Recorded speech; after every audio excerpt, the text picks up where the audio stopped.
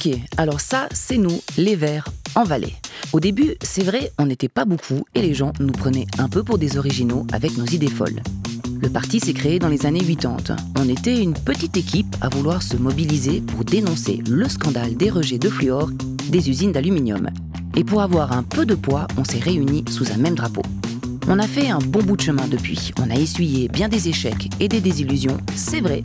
Mais l'engouement que génèrent nos idées n'a jamais cessé de croître. Si bien que pour la première fois en 2017, un groupe de Verts a pu être formé au Grand Conseil.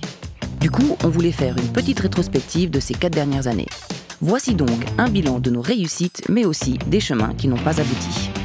Parmi les propositions qui ont convaincu le Parlement, il y a l'élaboration d'un plan d'action bio pour l'agriculture valaisanne. Nous avons proposé au canton de créer un outil qui permettra d'augmenter la part de l'agriculture biologique en Valais.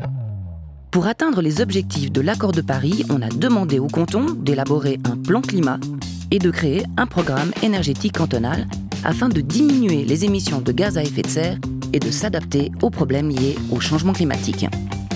On a aussi pensé aux besoins spécifiques de nos seniors. D'ici 2025, la population âgée de plus de 65 ans devrait passer de 17 à 30%. Nous avons sollicité le canton pour réaliser une étude sur ce changement démographique et anticiper les défis du vieillissement de la population.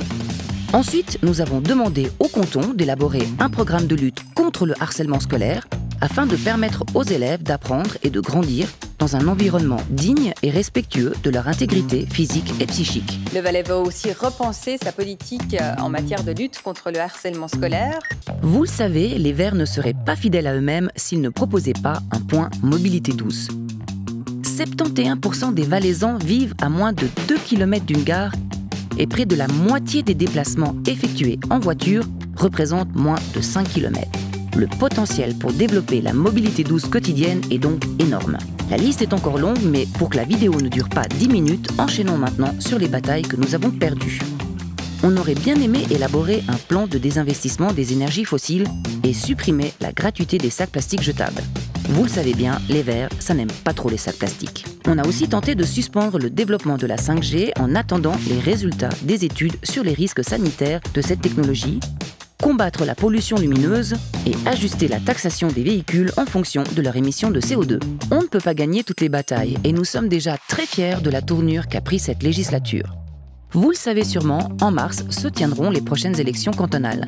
On aimerait profiter de l'occasion pour vous présenter notre équipe de choc pour Sion, Hérin et Comté. Guidée par une vision à long terme, les rapports scientifiques actuels et le constat du déclin de la biodiversité. Alors voilà, ça c'est nous, les Verts, une petite équipe qui a eu du mal à se faire prendre au sérieux à ses débuts, mais qui a fait un sacré bout de chemin.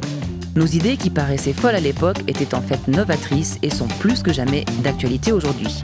Et puis, on vous rassure, on a d'autres idées folles en stock.